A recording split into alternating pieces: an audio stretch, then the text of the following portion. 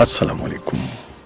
पाकिस्तान में इस वक्त शाम के 7, भारत में 7:30 और यहाँ हमारे स्टूडियोज़ की घड़ियों में सुबह के 10 बज रहे हैं। वॉइस ऑफ अमेरिका वाशिंगटन की उर्दू सर्विस से हमारी बाकायदा नशरियात का आगाज़ होता है। पहले घंटे के लिए मैं हूँ आपका मेज़बान खालिद हमीद। जैसा कि आप देख रहे हैं, फेसबुक लाइव पर हम आपके सामने हैं और वेबसाइट और रेडियो पर हमारा ये 1 घंटे का न्यूज़ शो जारी रहेगा। तो आगाज़ करते हैं पहले आज की अहम खबरों की सुर्खियों से। पाकिस्तान के वज़ीर-ए-आज़म इमरान खान चीन के 2 रोज़ा सरकारी दौरे पर आज बीजिंग में हैं, जहां वो चीन पाकिस्तान इक़्तिसादी राहदारी यानी सीपैक और भारत के ज़ेर इंतज़ाम कश्मीर के हालात समेत खित्ते की सूरत हाल पर चीनी क़यादत से तबादला ख्याल करेंगे। पाकिस्तान ने चीन के साथ इक़्तिसादी राहदारी के मंसूबों की बरवक्त मंजूरी के लिए सीपैक अथॉरिटी तश्कील दी है। सदारती ऑर्डिनेंस के जरिए कायम की गई इस अथॉरिटी का मकसद सीपैक मंसूबों में सुस्त रवि के तासुर को ख़त्म करना और तमाम फैसले एक प्लेटफॉर्म पर करना है। अफगानिस्तान के गजनी सूबे की यूनिवर्सिटी की एक क्लास के अंदर बम धमाका हुआ है, जिसमें ख़वातीन तालिबात समेत 25 तलबा जख्मी हो गए हैं। पाकिस्तान की वज़ारत ख़ारजा ने भारतीय वज़ीर दिफा राजनाथ सिंह का 1 अक्टूबर का बयान मुस्तरद कर दिया है, जिसमें उन्होंने कहा था कि दहशतगर्दों की माली एआनत पर FATF पाकिस्तान को किसी भी वक्त अपनी ब्लैक लिस्ट में शामिल कर सकता है। अमरीकी ऐवान की खारजा उमूर की कमेटी ने कहा है कि भारत के ज़ेर इंतज़ाम कश्मीर में मवासलात पर आयद पाबंदियों के कश्मीरी अवाम पर तबाहकुन असरात मुरतब हो रहे हैं। भारत की हुकूमत ने अपने ज़ेर इंतज़ाम कश्मीर में सयाहों पर आयद पाबंदी 10 अक्टूबर से हटाने का ऐलान कर दिया है। और इराक के सदर बराहम सोलेह ने हुकूमत मुखालिफ एहतजाजों और मीडिया पर हमलों की शदीद मजम्मत की है।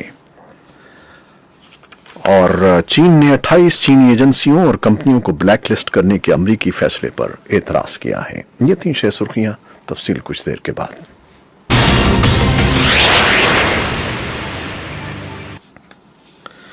पाकिस्तान के वज़ीर-ए-आज़म इमरान खान ने बदउनवानी को सरमायाकारी की राह में रुकावट करार देते हुए कहा है कि पाकिस्तान में सरमायाकारी के माहौल को फ़रोग़ देने की राह में सबसे बड़ी रुकावट सुर्ख फीता है, जो उनके बकौल बदउनवानी का बाइस बनता है। इमरान खान ने ये बात मंगल को बीजिंग में बैनुल-अक़वामी तिजारत के फ़रोग़ से मुताल्लिक़ चीनी कौंसिल के इजलास से खिताब करते हुए कही है। वज़ीर-ए-आज़म इमरान खान ने कहा कि उन मुल्कों में सरमायाकारी का फ़रोग़ हो सकता है जहां बदउनवानी कम होती है। इमरान खान ने मजीद कहा कि उन्होंने चीन से एक बात सीखी है कि किस तरह गुर्बत के खात्मे में बरसों में चीन 70 करोड़ अफराद को 30 ख़त-ए-औसवा के मौसर इक़दामात किए जाते हैं, उनके बकौल गुज़श्ता गुर्बत से ऊपर लाया गया है। पाकिस्तान के दफ्तर ख़ारजा की तरफ से जारी होने वाले बयान के मुताबिक वज़ीर-ए-आज़म इमरान खान चीन के 2 रोज़ा सरकारी दौरे पर मंगल को बीजिंग पहुंचे थे। अफगानिस्तान के गजनी सूबे की यूनिवर्सिटी की एक क्लास के अंदर बम धमाका हुआ है, जिसमें ख़वातीन तालिबात समेत 25 तलबा जख्मी हो गए हैं। गजनी के सूबाई अस्पताल के डायरेक्टर अब्दुल बासिर रामकी ने वॉइस ऑफ अमेरिका को बताया कि 25 जख्मी तलबा को हमले की जगह से अस्पताल मुंतकिल किया गया है, जिनमें 18 तालिबात हैं। वज़ारत दाखिला के तर्जुमान नसरत रहीमी ने एक बयान में कहा कि गजनी यूनिवर्सिटी के बम धमाके में 23 तलबा जख्मी हुए हैं। गजनी पुलिस हेडक्वार्टर के तर्जुमान अहमद खान सिरात ने वॉइस ऑफ अमेरिका को बताया कि ये बारूदी मवाद दरी लिटरेचर क्लास में छुपाया गया था और जब सुबह तलबा क्लास में दाखिल हुए तो ये फट गया। उनका कहना था कि 3 जख्मियों की हालत नाजुक है। अभी तक किसी ग्रुप ने हमले की जिम्मेदारी कबूल नहीं की है। तालिबान के तर्जुमान ज़बीउल्लाह मुजाहिद ने एक मुख्तसर बयान में इस हमले की मजम्मत की है और कहा है कि ये उनके ग्रुप ने नहीं करवाया है। पाकिस्तान की वज़ारत ख़ारजा ने भारतीय वज़ीर दिफा राजनाथ सिंह का 1 अक्टूबर का बयान मुस्तरद कर दिया है, जिसमें उन्होंने कहा था कि दहशतगर्दों की माली एआनत पर FATF पाकिस्तान को किसी भी वक्त अपनी ब्लैक लिस्ट में शामिल कर सकता है। पाकिस्तान की वज़ारत ख़ारजा की तरफ से जारी होने वाले एक बयान में ख़दशात का इजहार किया गया है कि भारत अपने मखसूस मकासद के हुसूल के लिए FATF की कार्रवाई को सियासत की नज़र करने की कोशिश कर रहा है। वज़ारत ख़ारजा के बयान में कहा गया है कि इस सिलसिले में हम अपने तहफ़्फ़ुज़ात पहले ही FATF के अरकान के नोटिस मिला चुके हैं और हमें तवक्को है कि FATF भारत की जानिब से पाकिस्तान को रुस्वा और बदनाम करने की मुसलसल कोशिश का नोटिस लेगा। امریکی ایوان کی خارجہ امور کمیٹی نے کہا ہے کہ بھارت کے زیر انتظام کشمیر میں مواصلات پر عائد پابندیوں کے کشمیری عوام پر تباہ کن اثرات مرتب ہو رہے ہیں۔ اس نے بھارت سے ان پابندیوں کو فوری طور پر اٹھانے کا مطالبہ کیا ہے۔ بھارت کی حکومت نے اپنے زیر انتظام کشمیر میں سیاحوں پر عائد پابندی 10 اکتوبر سے ہٹانے کا اعلان کیا ہے۔ پیر کو وفاقی حکومت کی جانب سے جاری کیے گئے حکم نامے کے مطابق جمعرات سے سیاح جموں و کشمیر کی جانب سفر کر سکیں گے، تاہم بھارتی حکومت کے اعلان کے باوجود برطانیہ اور دیگر ممالک نے اپنے شہریوں کو بھارت کے زیر انتظام کشمیر کا سفر نہ کرنے کا مشورہ برقرار رکھا ہے۔ عراق کے صدر ابراہیم صالح نے حکومت مخالف احتجاجوں اور میڈیا پر حملوں کی مذمت کی ہے۔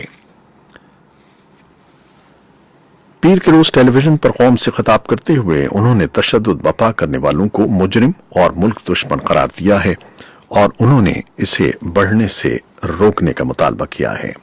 صالح نے کہا ہے کہ عراق نے کافی سے زیادہ تخریب، خونریزی اور دہشت گردی برداشت کی ہے۔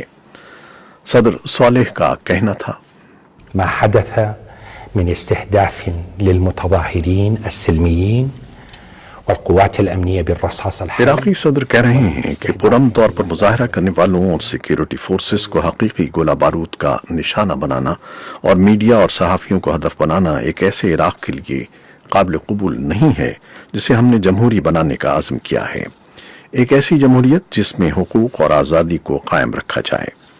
یہ تھے صدر صالح کے الفاظ۔ اس سے پہلے ایک ہفتہ جاری رہنے والے مظاہروں اور ان سے منسلک جھڑپوں میں 100 سے زیادہ افراد ہلاک اور 6000 زخمی ہو گئے ہیں۔ فوج نے پیر کے صبح تسلیم کیا کہ اس نے بغداد کے صدر سٹی علاقے میں احتجاجیوں سے نمٹنے کے لیے بھاری طاقت استعمال کی تھی۔ چین نے 28 چینی ایجنسیوں اور کمپنیوں کو بلیک لسٹ کرنے کے امریکی فیصلے پر اعتراض کیا ہے۔ چین کی وزارت خارجہ کے ترجمان گینگ شوانگ نے کہا کہ ٹرمپ انتظامیہ چینی داخلہ امور میں مداخلت کر رہی ہے۔ اس سے پہلے امریکہ نے چین میں یہ غیر مسلم اقلیتوں کے حقوق کی مبینہ خلاف ورزی کے واقعات سامنے آنے پر چین کی 28 کمپنیوں کو بلیک لسٹ کر دیا تھا۔ خبر رساں ادارے AFP کے مطابق امریکی محکمہ خزانہ نے پیر کو چین کی کمپنیوں کو بلیک لسٹ کرنے کا اعلان کیا تھا۔ امریکہ کے صدر ڈونلڈ ٹرمپ نے نیٹو اتحادی ملک ترکی کو شدید تنقید کا نشانہ بناتے ہوئے دھمکی دی ہے کہ اگر اس نے شام پر حملوں میں شدت پیدا کی تو وہ ترکی کی معیشت کو مکمل طور پر تباہ کر دیں گے۔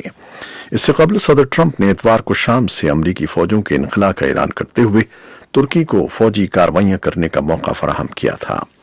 امریکہ میں ڈیموکریٹک پارٹی اور ریپبلکن پارٹی دونوں نے صدر ٹرمپ کے اقدام پر تنقید کرتے ہوئے کہا تھا کہ امریکی فوج کے انخلاء کے نتیجے میں امریکہ کرد فوج کو تنہا چھوڑ دے گا اور وہ ترک فوج کی براہ راست زد میں آ سکتی ہے۔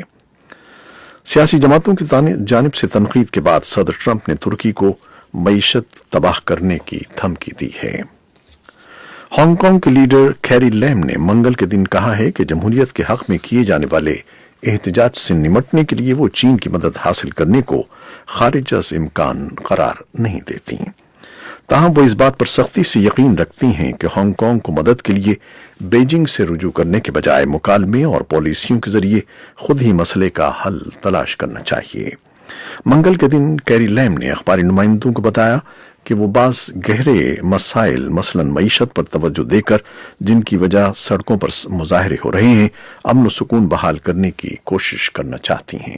ان کا کہنا تھا، At this point in time, I still strongly feel that we should find the solutions ourselves.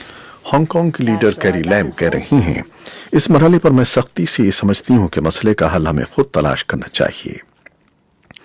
مرکزی حکومت کا بھی موقف یہی ہے کہ ہانگ کانگ کو خود ہی مسئلے کا حل نکالنا چاہیے، لیکن اگر صورتحال بہت خراب ہو جاتی ہے تو پھر کسی متبادل کو خارج از امکان قرار نہیں دیا جا سکتا۔